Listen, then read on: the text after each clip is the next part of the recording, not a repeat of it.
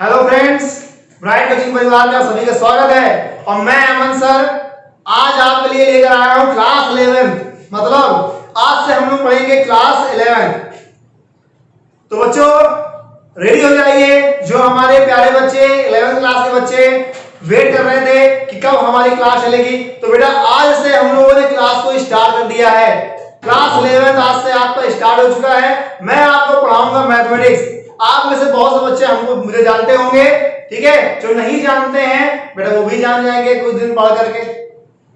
आज आज हम लोग क्या करने वाले हैं, आज हमारा लेक्चर नंबर फर्स्ट है। तो आप सभी जानते हो कि फर्स्ट लेक्चर में क्या होता है। फर्स्ट लेक्चर में बेटा मैं चाहता हूं कि पहले हमें सिलेबस के बारे में पता हो, मतलब हमें क्या पढ़ना है, कितना पढ़ना है। आप सभी एक बात जानते हो कि यूपी गवर्नमेंट ने अब की बार आपके 30% सिलेबस कम कर दिए हैं।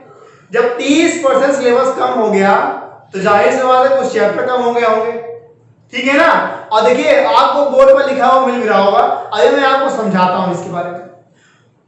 30% कम हुआ है तो उसमें कौन कौन चैप्टर हटाए गए हैं ये सब आपको पता होना चाहिए, ठीक है बेटा। क्योंकि अब की बार आपके एग्जाम में वो नहीं आएगा, तो हम क्यों पढ़ेंगे उसे।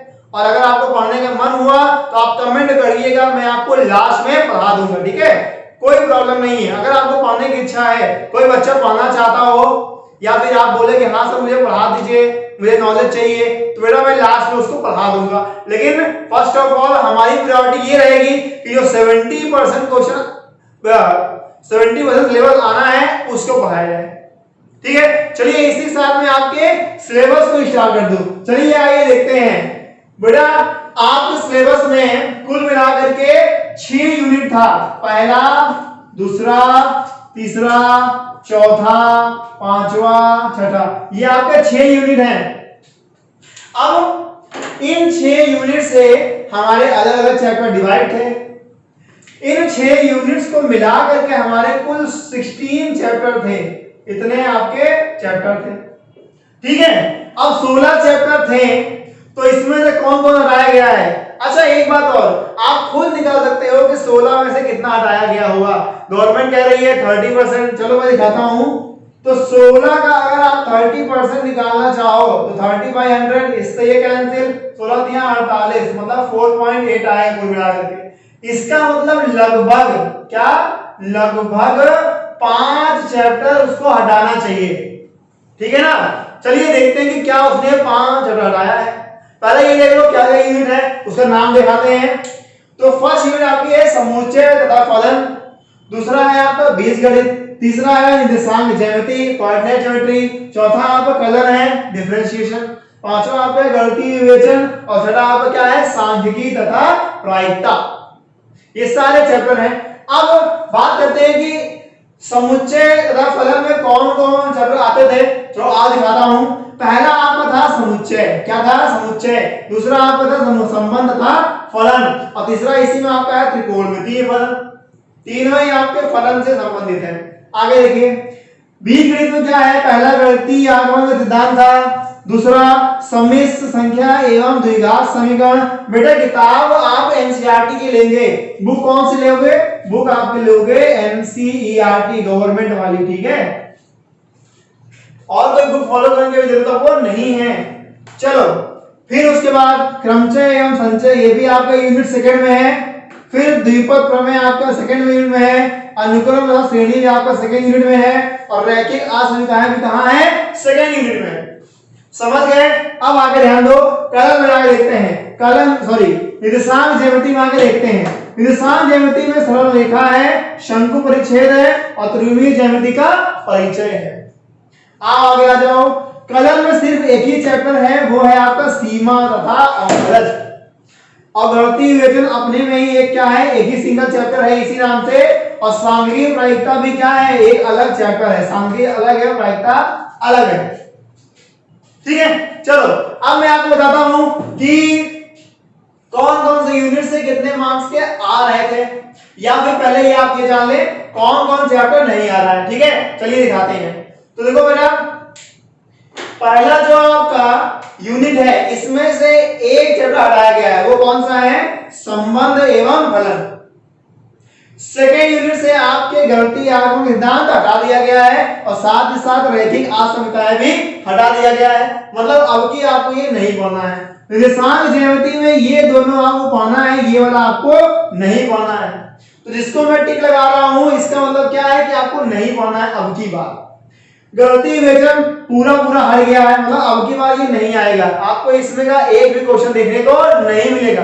ओके बेटा, सांख्यिकी और प्रायिकता ये आ रही है पूरी, जिसमें मैंने टिक नहीं किया है रेड पेन से वो आपके आएंगे, और जिसने मैंने रेड पेन से टिक कर दिया है वो आपके नहीं आएंगे।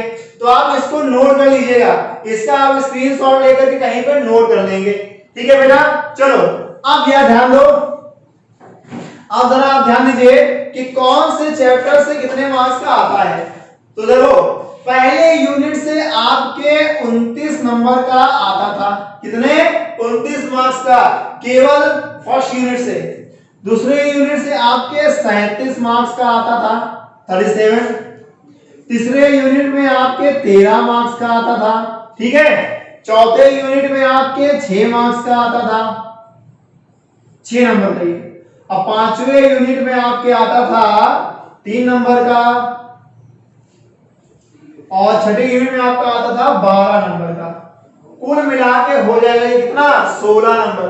कुल मिला कितना हो गया ये, 16 नंबर का ये हो गया बेटा, समझ रहे हैं। कुल मिला के कितना हो गया ये, कुल मिला के ये 16 मार्क्स का हो गया है।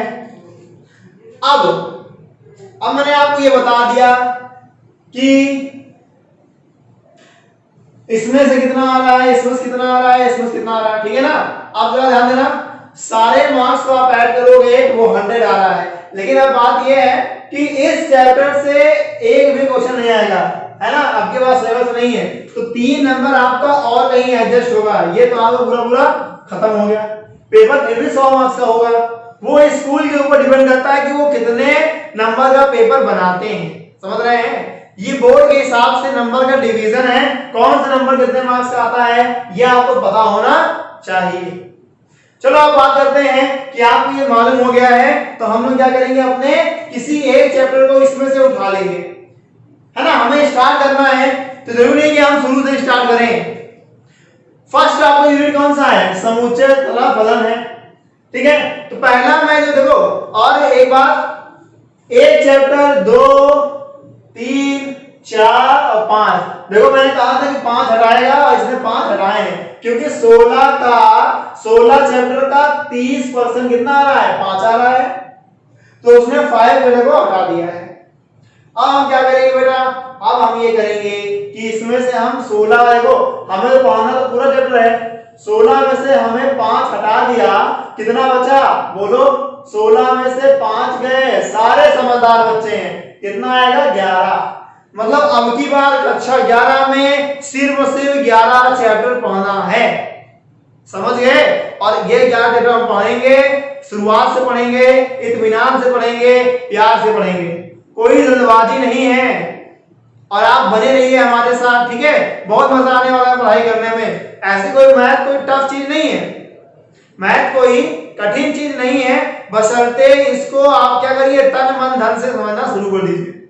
मतलब ये है कहने का कि अगर आप मैथ्स पढ़ते हो तो आपका ध्यान और कहीं नहीं होना चाहिए, सिर्फ और सिर्फ मैथ्स पर होना चाहिए, कॉन्सेप्ट पर होना चाहिए, ठीक है। चलो तो आप जरा इसका आप स्क्रीनशॉट ले लो, फिर मैं क्या करूंगा, कोई एक चैप्टर उठाता हूं और पढ़ेंगे मजे से। अब बुक कौन सी लोगे आप, किताब लोगे आप एनसीईआरटी की, ये देखो लिखा हुआ है गवर्नमेंट की बुक, कई बच्चे खरीद लिए होंगे बुक, ठीक है। जिनके पास एनसीईआरटी नहीं है बेटा वो एनसीईआरटी लें, क्योंकि मैं एनसीईआरटी फॉलो यहां पे करने वाला हूं, ठीक है। चलिए देखिए, तो सिलेबस आप जानिए, अब आपने सिलेबस कंप्लीट कर लिया है। अब हम लोग बात करते हैं आपके टॉपिक्स की। तो जो हमारा पहला चैप्टर है, पहला अध्याय है, वो क्या है, त्रिकोणमिति फलन, ट्रिग्नोमेट्रिक फंक्शन। अब आप सोच रहे होंगे कि मैंने सेट थ्योरी क्यों नहीं स्टार्ट किया। तो बेटा ऐसा है कि सेट थ्योरी और ट्रिग्नोमेट्री इन दोनों में ज्यादा इंटरेस्टिंग ट्रिग्नोमेट्री है। तो पहले हम क्या करेंगे, इंटरेस्टिंग चीज से स्टार्ट करेंगे, जिससे आपका मैथ्स में इंटरेस्ट जागे।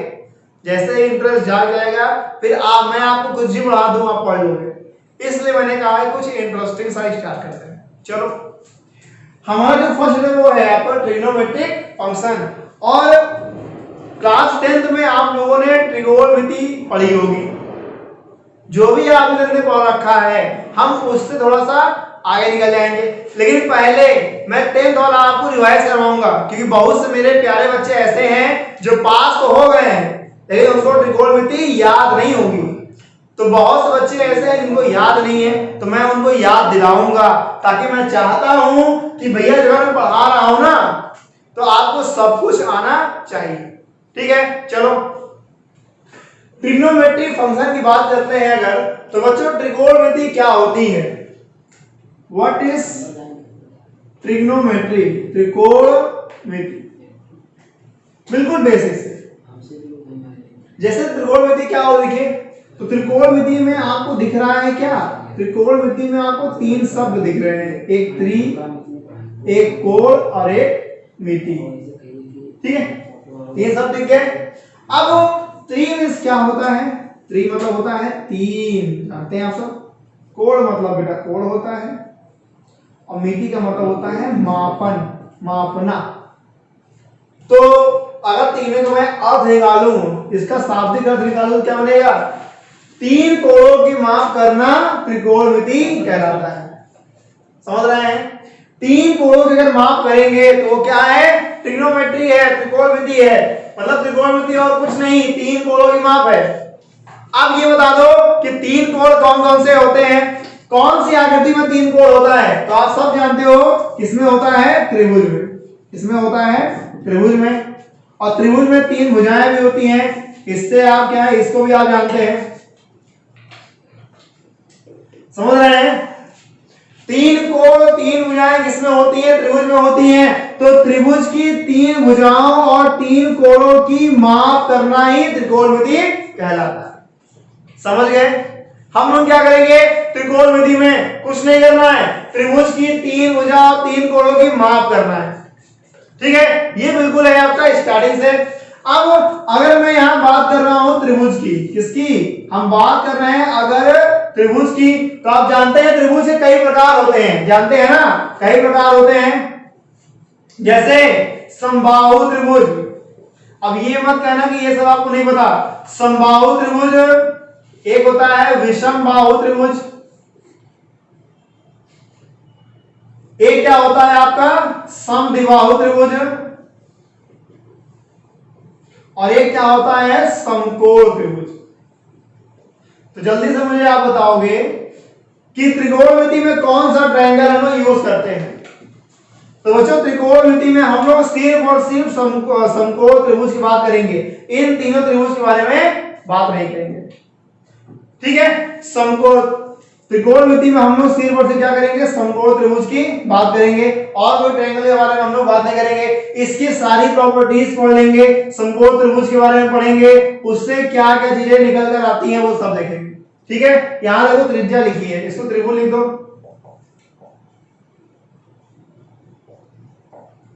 ठीक है, ये आपका त्रिकोणमिति हो गया। तो क्या सीखा हमने? तो त्रिकोणमिति मतलब होता है तीन कोणों और तीन भुजाओं की माप करना, त्रिकोणमिति है। अब इसमें क्या क्या पढ़ना है? इसमें हमें समकोण त्रिभुज के बारे में पूरा डिटेल पढ़ लेना है, क्या कैसे क्यों कब कहां। ठीक है, सब कुछ हम यहीं पर पढ़ लेंगे। अब थोड़ा आपको देखो 10th का रिवाइज कराना है, तो पहले मैं रिवाइज कराता हूं, उसके बाद लिखवा दूंगा। ठीक है, लिखवा भी दूंगा, रिवाइज भी करा दे रहा हूं एक बार। देखो आप सब यहां जानते हो समकोण त्रिभुज अगर हम बात करें, मान लो ये समकोण त्रिभुज हमारा है, तो इस समकोण त्रिभुज को मान लो नाम दे दिया ए बी सी। तो आप ये जानते हैं कि सबसे बड़ी भुजा क्या होती है? कौन होती है? इंग्लिश में इसको क्या बोलते हैं? Hypotenuse, HYPOTENUSE। ये क्या है आपका? ये आपका होता है बेस, हिंदी में बोलते हैं इसको आधार।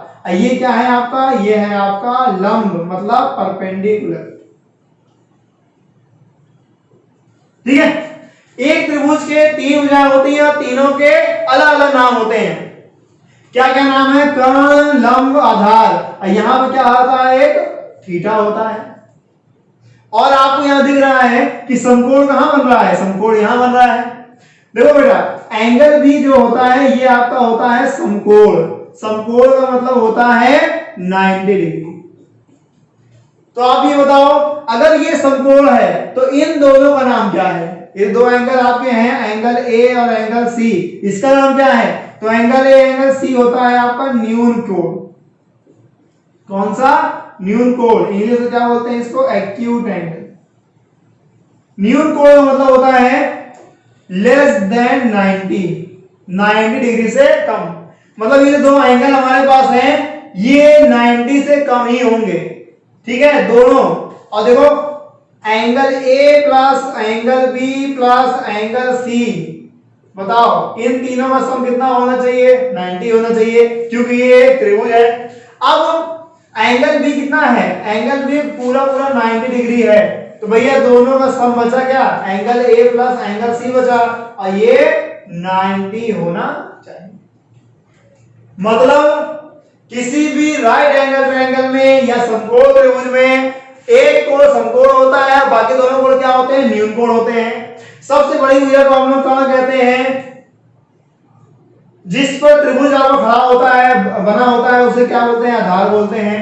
आधार से सटी हुई भुजा, ठीक है ना, इसे बोलते हैं संलग्न भुजा। इससे जो सटी हुई भुजा है उसे क्या कहते हैं? लंब कहते हैं। चलो इतना तो आपको मालूम होगा।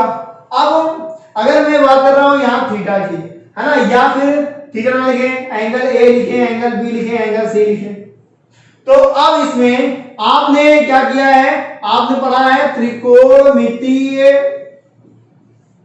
अनुपात, इसके बारे में भी आप जानते हैं। देखो यहां पे हमने पढ़ा है त्रिकोणमितीय अनुपात, जानते हो ना।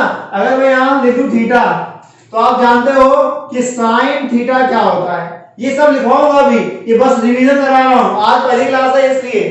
साइन थीटा क्या होता है? लंब बटे कोण होता है, ऐसे भी लिखते हो आप लोग, लंब बटे कोण L बाई के। कॉस थीटा क्या होता है? आधार बटे कोण होता है, आधार बटे कोण होता है। आधार क्या होता है? A, और ये क्या है? K। tan क्या होता है? tan किसका अनुपात है? tan आपका है क्या? लंब बटे आधार। लंब कितना है? L, आधार कितना है? A। और इन तीनों को निकालने के लिए आपके पास एक शॉर्ट ट्रिक भी होती है, वो क्या है? लाल बटे कक्का। ये सब आप जानते हैं, समझ रहे हो? इन सब के बारे में आपको पता है। और आप ये भी जानते हो कि भैया साइन का कुछ इनवर्स होता है, कॉस का इनवर्स होता है। तो साइन का इनवर्स क्या होता है? साइन का होता है कोसेक थीटा। ये क्या होता है? कोण बटे लंब। कॉस का उल्टा क्या होता है? Sec theta. ये क्या होता है? कोण बटे आधार। और tan का उल्टा क्या होता है? tan का उल्टा होता है cot थीटा। ये होता है आधार बटे लंब। ये देखिए आपको इनके इनवर्स मालूम है, बस ये मत भूलना कि साइन का इनवर्स होता है कोसेक, कॉस का इनवर्स होता है सेक, और tan का होता है cot। ठीक है, तो ये सब बातें आप जानते हैं पहले से ही, क्लास 10 में आपने पढ़ लिया है। और जो बच्चे नहीं पढ़े हैं उनको भी परेशान होने की जरूरत नहीं है, मैं यहाँ पढ़ा दूंगा, है ना। अभी तो ये मैं समझा रहा हूँ, रिवाइज करवा रहा हूँ, मैं यहाँ अभी इसको लिखवा दूंगा शॉर्ट में, ताकि आपको ये सब बातें याद रहे। क्योंकि हम लोग क्या करना है? हम लोग को 10th का नहीं पढ़ना है, हम लोग का 11th का पढ़ना है। तो 11th का पढ़ना है तो क्या 10th का यहाँ पढ़ेंगे? नहीं, 10th को इन शॉर्ट पढ़ेंगे, शॉर्ट में पढ़ेंगे, आगे बढ़ जाएंगे हम लोग 11th के लिए। अभी इसमें कई फार्मूले आपको देखने को मिलेंगे, ठीक है। ट्रिग्नोमेट्री पूरी आपकी फार्मूले पर डिपेंड करती है। अब देखिए बेटा, ये सब तो आप जान गए, ये सब तो आप जान गए। अब हम लोग बात करते हैं क्या, यहां देखो चैप्टर में एक नाम है त्रिकोणमितीय फलन। चैप्टर का नाम क्या है? त्रिकोणमितीय फलन। तो ये फलन क्यों लगाया गया है, चलो ये जान लेते हैं कि ये फलन क्या है, क्यों लगाया गया है। तो आप जानते हो यहां पे देखिए, हम लोगों ने सब थीटा पढ़ा है, sine theta, cos theta, tan theta, ठीक है, सब कुछ क्या है? थीटा में पढ़ रखा है। लेकिन अब क्या करेंगे हम लोग? सब कुछ एक्स में पढ़ेंगे। एक्स का मतलब होता है, हम लोग 11th में आ गए, हम लोग ये पढ़ेंगे sine x, cos x, tan x, cosec x, sec x and cot x। देखो हम सब क्या पढ़ रहे हैं, x में पढ़ रहे हैं ना, ठीक है, क्या पढ़ रहे हैं, x में पढ़ रहे हैं, मतलब x की अलग अलग वैल्यूज, x की अलग अलग वैल्यूज पे हमें क्या मिलेगा, कुछ अलग अलग मान मिलेगा। जैसे फंक्शन हमारा क्या हो जाएगा, अच्छा फलन के बारे में आप जानते हैं ना, फलन क्या होता है, फलन जो होता है फ्रॉम a टू b, मतलब दो सेट होते हैं a से b में, a गया b में, इसके एलिमेंट जाते हैं इसमें, ठीक है। तो हमारा डिफाइन देखो ऐसे होता है, जैसे मान लो हमारा फलन एक fx है sin x, तो ये डिफाइन होता है x जा रहा है किस पे, sin x पे, ये ऐसे डिफाइन होता है। तो अगर हम x में सब कुछ पढ़ेंगे तो इसलिए इसको भाई नाम दिया गया है त्रिकोणमितीय फलन। बाकी सारा फार्मूला सेम रहेगा, अगर हम लिखना चाहें sin x तो sin x भी लंब बटे कर्ण ही होगा और कुछ नहीं, ठीक है। बस यहाँ पे क्या आ गया है, x आ गया है। 10th में आपके x नहीं था, 11th में आ गया तो x आ गया है, इसलिए इसका नाम दिया गया त्रिकोणमितीय फलन। बाकी सब चीजें क्या है, सेम है, बाकी सब कुछ सेम है, ठीक है। चलो तो बेसिक आपने जान लिया कि त्रिकोणमिति क्या होती है, ठीक है। चलो अब हम क्या करते हैं, लिखना स्टार्ट कर देते हैं, ठीक है बेटा। कुछ पार्ट में आपको लिखवा दे रहा हूं, जैसे अगर हमको त्रिकोणमिति पढ़ना है तो सबसे पहले हमें कोण के बारे में पता होना चाहिए। किसके बारे में, कोण के बारे में। तो देखो लिखवाते हैं कोण, कोण मतलब हो गया आपका एंगल। कोण क्या है, कोण आपका एंगल है। तो एंगल क्या होता है, कोण क्या होता है और कितने प्रकार के होते हैं और कौन कौन से कोण का हम इसमें यूज करेंगे, ठीक है। चलो भाई देख लेते हैं। तो एंगल जो होता है वो कैसे बनता है, देखिए हमारे पास अगर एक बिंदु है, सिंपल सा एक बिंदु है, इस बिंदु से हम दो किरणें खींच दें, इस बिंदु से हमने दो किरणें खींच दी, इन दो किरणों के बीच में क्या है, एक झुकाव है। क्या है, एक झुकाव है। मान लो ये O है, ये A है, ये B है। तो OA जो किरण है वो OB की ओर एक घुमाव झुकी है, मतलब OA का OB की ओर जो घुमाव है यही आपका कोण कहलाता है। क्या कहलाता है, कोण। आप ये भी कहते हो कि OB OA की ओर जितना झुका है वही क्या कोण है। मतलब या तो आप कहोगे क्या, या तो आप कहोगे झुकाव या फिर घुमाव, दो बातें हैं। या तो OA का OB की ओर घुमाव या फिर OB का OA की ओर झुकाव कोण कहलाता है। मतलब आपने क्या किया, अगर दो रेखाएं ली हैं और दोनों एक दूसरे को एक बिंदु कट कर रही हैं तो इनके बीच का झुकाव जो होता है या फिर घुमाव जो होता है वही क्या होता है, कोण होता है, ठीक है। तो कोण आपका ऐसे बनता है। तो जरा इसकी परिभाषा लिख लें, जरा इसकी परिभाषा लिख लें, थोड़ा अच्छे से इसको बना दिया जाए, ठीक है। अच्छे से मतलब ये होता है कि लो भैया अच्छे से बन गया OA, हाँ लिखे, चलो लिख रहे हैं। देखिए इसके बारे में, इसकी जो डेफिनेशन है लिखिए, एक बिंदु से खींची गई दो किरणें एक बिंदु O से, यानी लो O से खींची गई दो किरणें OA तथा OB में OA का OB की ओर घुमाव, OA का OB की ओर घुमाव कोण कहलाता है। क्या कहलाता है, कोण कहलाता है। ये देखो कोण हो गया। अब इसे एंगल AOB से, ये कोण AOB से प्रदर्शित करते हैं। ये सब खूब पढ़ा होगा आप लोगों ने क्लास 9 में ना, पढ़ा होगा। चलो तो ये कोण की परिभाषा बन जाती है, सिंपल डेफिनेशन बन जाती है। अब आपको त्रिकोणमिति में कितने तरह के कोण पढ़ने हैं, तो बेटा यहाँ पे हमको दो तरह के कोण पढ़ने हैं। एक पढ़ना है कोण आपका डिग्री में और एक पढ़ना है कोण किसमें, रेडियन में, तो कोण दो तरह के आपको पढ़ने हैं, एक आपको डिग्री में है, एक आपका रेडियन में है। जल्दी से इसका स्क्रीनशॉट लीजिए, फिर मैं लिखवाऊं। हो गया स्क्रीनशॉट? चल अब करें।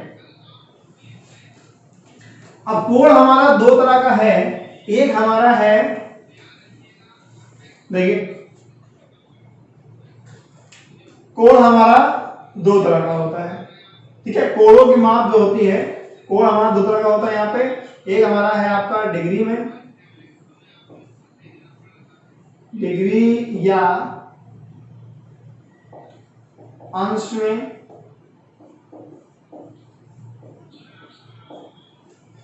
दूसरा है आपका रेडियन में, रेडियन। दो तरह के हमें कोण को पढ़ना है, पहला आपका डिग्री है, दूसरा आपका रेडियन है। मतलब हम इसमें दो तरह कोणों का यूज करेंगे, एक है डिग्री, दूसरा है रेडियन। एक हाथ डिग्री, एक हाथ रेडियन। अगर आप याद करना चाहो तो कोण क्या है हमारे, ये दो बाजुएं हैं, एक हाथ ये है, एक हाथ ये है। इसको डिग्री बोल दो, इसको रेडियन बोल दो, ठीक है। अब देखते हैं डिग्री होता क्या है, चलो बताते हैं। तो पहला डिग्री या अंश, क्या डिग्री या अंश। तो बात करते हैं डिग्री की। आइए आपको दिखाते हैं डिग्री क्या होती है, ठीक है। डिग्री, जैसे कुछ डिग्रियां आपके पास होंगी, 10th की डिग्री होगी ना, क्लास 10 पास कर गए आप, 10th की डिग्री। वो डिग्री की बात मैं नहीं कर रहा हूं, यहां पे बात कर रहे हैं डिग्री कोण की बात कर रहे हैं। अब डिग्री क्या होती है आप देख लो। देखो आप सब जानते हो कि एक समकोण कैसे बनता है। समकोण, समकोण क्या होता है, जब एक क्षैतिज रेखा, एक ऊर्ध्वाधर रेखा एक दूसरे को जिस पॉइंट पे कट करें, तो उन दोनों के बीच का जो कोण बनता है उसे हम एक समकोण कहते हैं, मतलब 90 डिग्री कहते हैं। अब बात यहां ये आती है कि इस एक समकोण को, मतलब 90 डिग्री को बोलते हैं ना, 90 डिग्री को, तो एक समकोण को यहां पे 90 बराबर भागों में बांटा जाता है। ऐसे ही समकोण नहीं बनता। देखो एक समकोण को 90 बराबर भागों में बांटा जाता है और एक भाग का नाम दिया जाता है एक डिग्री। क्या नाम लेते हैं, एक डिग्री, या फिर इसको लिखते हैं एक अंश। चाहे हिंदी यूज करो चाहे सिंबल यूज करो, एक के ऊपर बना दो छोटा सा गोला, ये हो गया हमारा डिग्री, ठीक है। चलो तो डिग्री या अंश की बात करें तो ये आपका हो गया, एक समकोण को अगर 90 भागों में बांटा जाता है तो एक भाग को, उस छोटे से एक भाग क्या बोलते हैं, डिग्री कहते हैं। समझ रहे हैं, इस बात को भी आप लिख लें। और एक भाग बराबर होता है एक डिग्री। अब एक डिग्री होता तो है, उस एक डिग्री को हम और छोटे भागों में बांट देते हैं। देखो, और एक डिग्री को 60 बराबर भागों में बांटा जाता है और एक भाग को बोला जाता है एक मिनट। क्या बोला जाता है, एक मिनट। ये और छोटा माप हो गया, कोणों के माप हम ऐसे कर रहे हैं, ठीक है। और फिर आगे देखो, और एक मिनट को जो है, एक मिनट को हम 60 बराबर भागों में फिर बांटेंगे और एक भाग को बोलेंगे क्या, एक भाग को आपकी बात बोलेंगे एक सेकंड। और सेकंड का सिंबल ये है, एक के ऊपर दो डैश लगा दो, एक के ऊपर एक डैश मतलब एक मिनट, एक के ऊपर दो डैश मतलब सेकंड। और मिनट सेकंड आप जानते हैं, ठीक है। अभी मैं इसको कन्वर्ट करना सिखाऊंगा, समझ रहे हो, सब सिखाएंगे, सब सीखेंगे, बस धीमे धीमे, थोड़ा आप ध्यान रखिए। चलिए इसको लिखवाता हूं।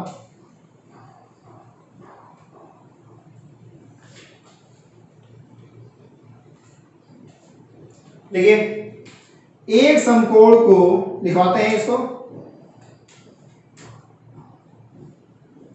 एक समकोण को 90 बराबर भागों में, 90 बराबर भागों में बांटा जाता है, एक समकोण को 90 बराबर भागों में बांटा जाता है तथा प्रत्येक भाग को एक अंश कहा जाता है, एक अंश कहा जाता है। इसे ये एक के ऊपर लगा दो जीरो, जीरो से प्रदर्शित। देखो ये सब बिल्कुल बेसिक है बेटा, अगर आप ये सब सीख लोगे ना तो आपको आगे काफी फायदा मिलेगा। वरना मैं ये नहीं बताऊंगा, डायरेक्टली क्वेश्चन कराऊंगा, तब भी आप कहोगे सर कैसे क्वेश्चन आ रहा है। चलो तो ये सीख गए। अब यहां पर लिख लो कि एक समकोण बराबर क्या होता है। एक समकोण के बराबर होता है 90 भाग, और एक भाग को हम क्या कहते हैं, एक भाग को हम 1 डिग्री कहते हैं। और आगे भी देखिए 1 डिग्री बराबर होता है 60 भाग। 1 डिग्री को भी आपको 60 भागों में बांटा गया है, ठीक है। तो एक भाग हमारा यहाँ पे आ जाएगा क्या, यहाँ पे आ जाएगा 1 मिनट। क्या, 1 मिनट। चाहे तो ये डैश लगाओ चाहे मिनट लगा दो, बात एक ही है। और 1 मिनट को भी हम 60 बराबर भागों में बांटेंगे, और एक भाग का नाम क्या आएगा, एक भाग का नाम आपका आएगा 1 सेकंड। ठीक है, ये क्या है आपका सेकंड है, ये मिनट है, ये सेकंड। ठीक है, तो इसका भी आप स्क्रीनशॉट ले लें, इसका भी आप स्क्रीनशॉट ले लें। तो हो गया स्क्रीनशॉट इसका। चलो भाई अब याद रखना 1 डिग्री में कितना होता है 1 मिनट, और 1 मिनट में कितना होता है 1 सेकेंड। चलो अब दूसरा कौन सा है, रेडियन। लिखते हैं रेडियन में, रेडियन भी हम जान लें, उसके बाद सब कुछ तो जान लिया। अब क्या, देखो भाई रेडियन की बात कर रहे हैं, दूसरा हमारा क्या है, रेडियन है। इसको इंग्लिश में कहते हैं क्या, ये तो ये भी ये क्या है, एंगल है। और रेडियन जो कोण बनता है वो कहां बनता है, रेडियन कोण बनता है आपके वृत्त में। किसमें, वृत्त में, सर्कल में। देखिए अगर हमारे पास कोई सर्कल है, इस सर्कल में ये सेंटर होगा और त्रिज्याएं होंगी, आप जानते ही हैं त्रिज्या बराबर होती है। तो ये त्रिज्या है, ये त्रिज्या है, ओ मान लो ये ए बी है, तो ओ ए और ओ बी क्या है, त्रिज्या है। लेकिन ए बी क्या है, ये ए बी हमारा क्या है, चाप है। क्या है, चाप है। इंग्लिश में कहते हैं बेटा इसको आर्क। क्या कहते हैं, आर्क। तो जरा ध्यान दीजिए, रेडियन कोण कैसे बनेगा, रेडियन कोण बनेगा ऐसे कि एकांक इकाई वाले त्रिज्या वाले वृत्त में, है ना, तथा एकांक चाप के बीच बना कोण रेडियन कहलाता है। क्या, एकांक इकाई तथा एकांक चाप के, एकांक इकाई त्रिज्या तथा एकांक चाप के बीच बना कोण जो होता है क्या होता है, रेडियन होता है। मतलब रेडियन की क्या होना चाहिए, ये तीनों आपस में बराबर होना चाहिए। जरूरी नहीं कि एकांक ही हो, जो भी हो, लेकिन यहाँ पे समान होना चाहिए। जितनी त्रिज्या हो उतना ये होना चाहिए, तो उसके बीच जो कोण बनेगा क्या बनेगा, रेडियन बनेगा। ठीक है, मतलब लिखेंगे यहां पे क्या, ये अपने हिसाब से भी आप परिभाषा बना सकते हो। एक रेडियन वह कोण है जो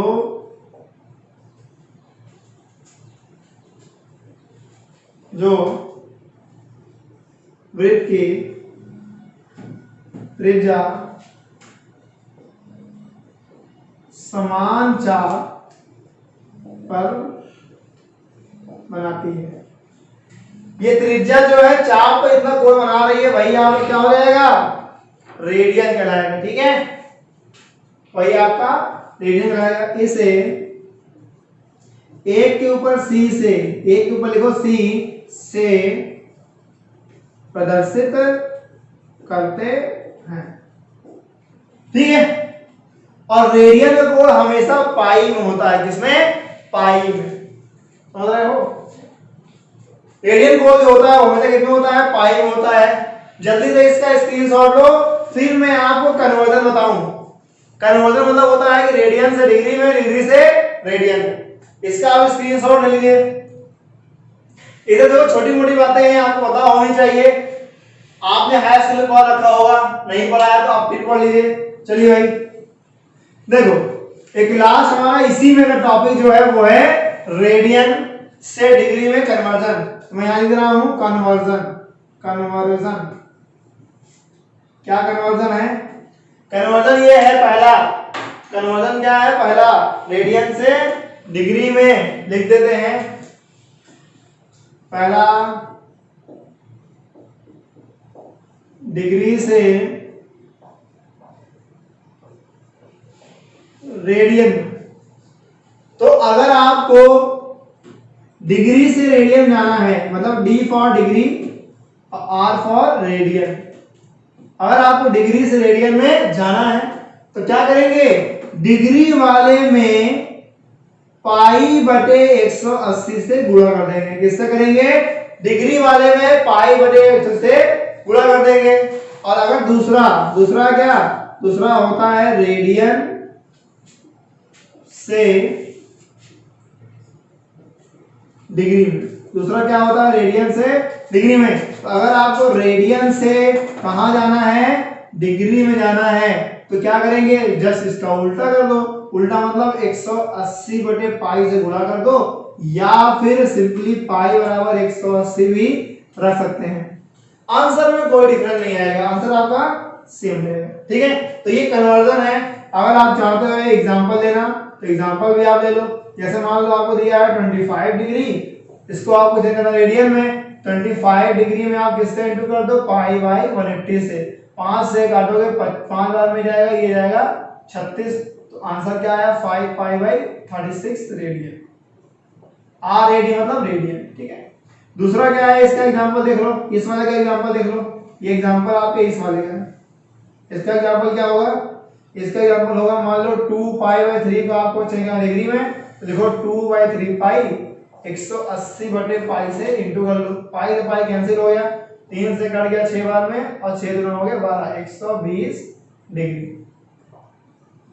तो ये है कन्वर्जन का फार्मूला। सिंपल सा फार्मूला है, आप डिग्री से रेडियन में और रेडियन से डिग्री में कन्वर्ट कर सकते हैं।